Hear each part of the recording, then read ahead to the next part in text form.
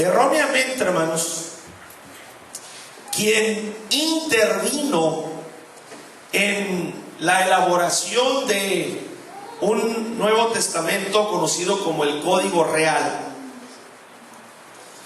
erróneamente le puso arriba del capítulo 7, donde está el verso primero, le puso un encabezado, le puso: la ley del pecado se enseñorea del hombre como un esposo tirano.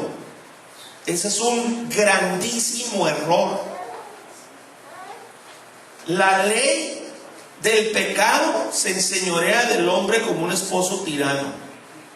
Y en una nota, quien tuvo que ver con la elaboración de este Nuevo Testamento, en una nota admite que añadió palabras en letra cursiva que no están en el original. La letra cursiva es cada palabra está así ladeadita, no derechita, está ladeada. Entonces el autor de este Nuevo Testamento metió una frase aquí en Romanos 7:1, en la parte que dice, hermanos, vamos a ver Romanos 7:1, ahí por favor, en la parte que dice en el original que la ley se enseñorea del hombre entre tanto que éste vive. Así dice ahí, ¿verdad? Muy bien. Él interpuso las palabras del pecado. Ahí vamos a mantener ese verso ahorita, para que en lugar de que diga así como ustedes están leyendo, para que diga que la ley del pecado se enseñorea del hombre entre tanto que éste vive. Y lo hizo de insertar, hermanos, las dos palabras del pecado, para que la gente crea, quien lee, que aquí en esta porción de la Biblia se refiere a la ley del pecado y no a la ley de Moisés. Fíjese la razón. Para que la gente crea que ahí se refiere a la ley del pecado y no a la ley de Moisés, hermanos amados. Y lo mismo hizo de meter, insertar lo que no está en el original, en los versos 5 y el verso 6, para darle este significado que no es. Lo estoy diciendo porque quienes tienen el Código Real tienen que tener cuidado, y se los he dicho, y algunos no me han tomado en serio. Se necesita tener mucha experiencia para detectar ciertas cosas en relación a la Escritura.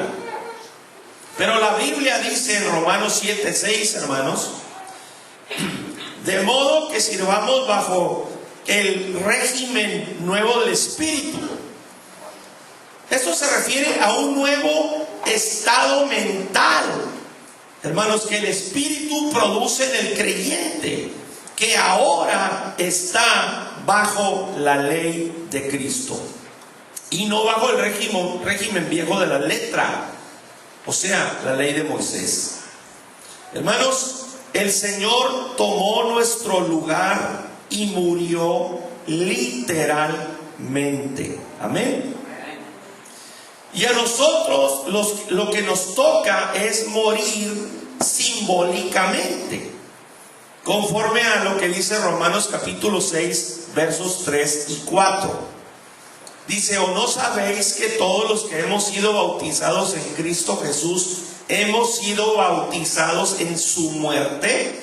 Porque somos sepultados juntamente con Él para muerte por el bautismo. En nosotros es simbólico, en Él fue literal.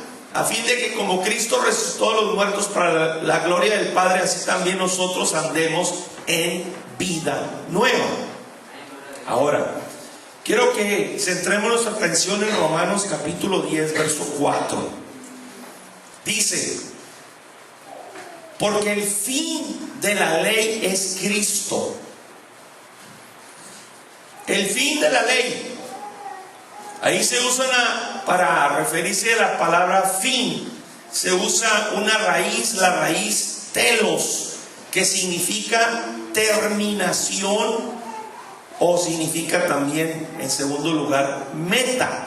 O sea, porque la terminación de la ley es Cristo, o porque la meta de la ley es Cristo. ¿Qué pasó en las Olimpiadas pasadas, estas que acaban de pasar, hermanos? De Estados Unidos creo que sacó la mayoría de medallas. ¿Qué pasó en las Olimpiadas pasadas? ¿Qué pasó cuando los atletas llegaban a la meta? O sea, les voy a poner este sencillo ejemplo para que no se piense que al referirse que la meta de la ley es Cristo, o sea que con Cristo va a continuar la ley de Moisés. ¿Okay? ¿Qué pasó cuando los atletas llegaban a la meta, hermanos? Pues se terminó todo, ¿verdad? Se acabó. Qué sencillo entender, razonar, ¿verdad? Llegaron a la meta, se terminó todo. La ley de Moisés llegó a la meta, que es Cristo.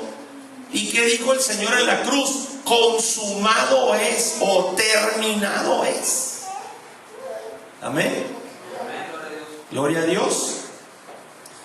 La ley de Moisés, hermanos, o lo que se conoce como Torá, que abarca de Éxodo a Deuteronomio, ¿okay? Y el resto de la palabra de Dios,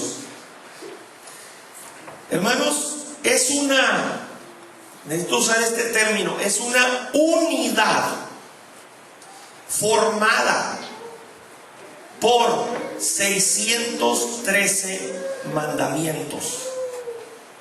Algunos dentro del mundo evangélico la han dividido en partes. Por ejemplo, la dividen en la ley ceremonial, en la ley legal y en la ley moral, para justificar el enseñar la terminación de unos mandamientos sí, pero que otros mandamientos no se terminaron. Para eso dividen, hermanos, la escritura. Pero las escrituras, hermanos, se definen en singular. La Biblia dice ley, no dice las leyes de Moisés. Amén. ¿Han encontrado un verso donde diga leyes de Moisés? No, dice ley de Moisés, singular. Torá, singular. 613 mandamientos, hermanos. Y puedo probar, y lo voy a hacer en unos segundos, puedo probar que violando un mandamiento de los 613 se hace culpable de violar toda la ley de Moisés, porque Dios la estableció como una unidad.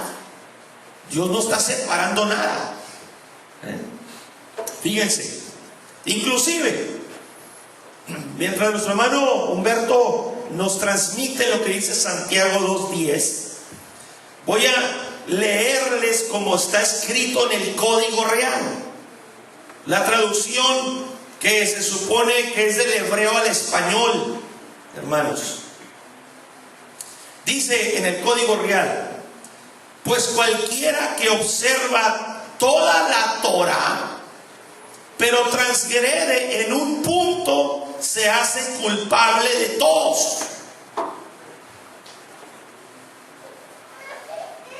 Porque cualquiera que guardare toda la ley, pero ofendiera en un punto, se hace culpable de todos. ¿Es una sola unidad o no? Muy bien.